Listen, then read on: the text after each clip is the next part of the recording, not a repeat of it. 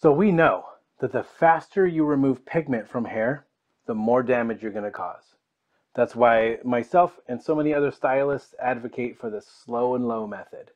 We can remove pigment from hair slowly with 20 volume peroxide, or we can remove it quickly from the hair with 40 volume or 50 volume peroxide. You can get 50 volume peroxide at Sally's, but what about 100 volume or 120 volume? I have always wanted to play with this. I want to witness the majesty of 35% peroxide. I finally got a hold of some, and we're going to test it. I don't expect this to go any way but terrible. I'm so excited. Before we get going, thank you so much for watching.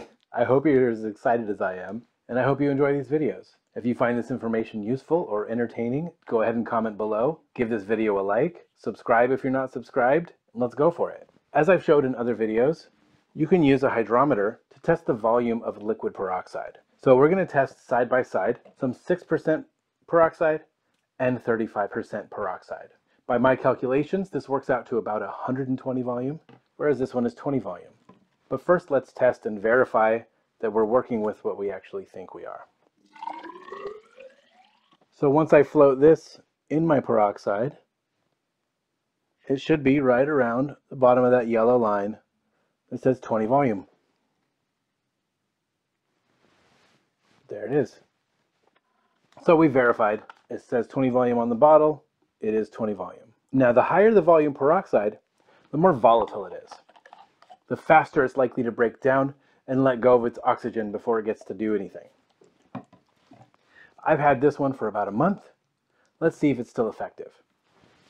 But before I handle it, I'm going to put on some gloves because this stuff will bleach your skin like you wouldn't believe. Bottoms up. So my 20 volume floated right at the bottom of the yellow line. I would expect this one to float right around the purple line. I don't know why this is so exciting for me. So 20 volume was way denser, way up here. This is showing as, what did I say in the beginning? 120 volume? I was wrong. It's 130 volume, 35% peroxide. What is this going to do to the hair? Right, so I have some swatches that we're going to lighten so we can compare. And I shouldn't have to say this, but you should never, ever use 35% peroxide on hair. I don't expect this to go any way but terrible. So our mixing ratio is 1 to 2. I have 15 grams of lightener, or about half an ounce, about 30 grams of developer. 20 volume first, because I'm not scared of it. Ah, the moment of truth. Okay. Like, I don't know what this is going to do. I'm half afraid it's just going to explode. Okay, no explosions. Looks like we're pretty good so far. I will say that the lightener mixed with the 130 volume is notably stronger smelling, but maybe not like one would expect.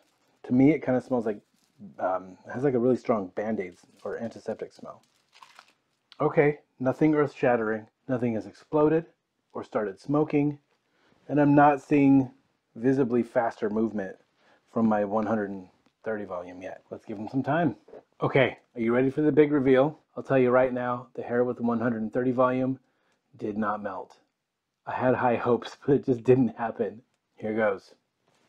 Can you believe it? These are my two swatches that got the 20 volume or 6% peroxide, and these are my two swatches that got the 130 volume or 35% peroxide. Man, I can barely see a difference. Visibly, there's not a whole lot happening. I have stylists tell me all the time, oh, over in this place or over in that place, they use 100 volume and that's why they get their blonde clients better or worse or whatever. But honestly, I don't see an advantage visibly. They both need additional lightening to get to probably where most of my clients that come in want to be at. But how do they feel?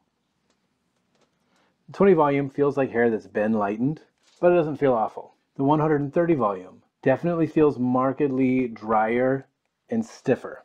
I don't know if you can see, but definitely the swatch just by default feels fluffier, and I feel like this hair is more swollen, which means in the long term it will most likely be drier, more susceptible to breakage, that sort of thing. but maybe I should compare them under a microscope. Drop a comment below and let me know if you want me to compare these under the microscope, and I'll do a follow-up video. Thank you so much for watching, and I'll see you next time.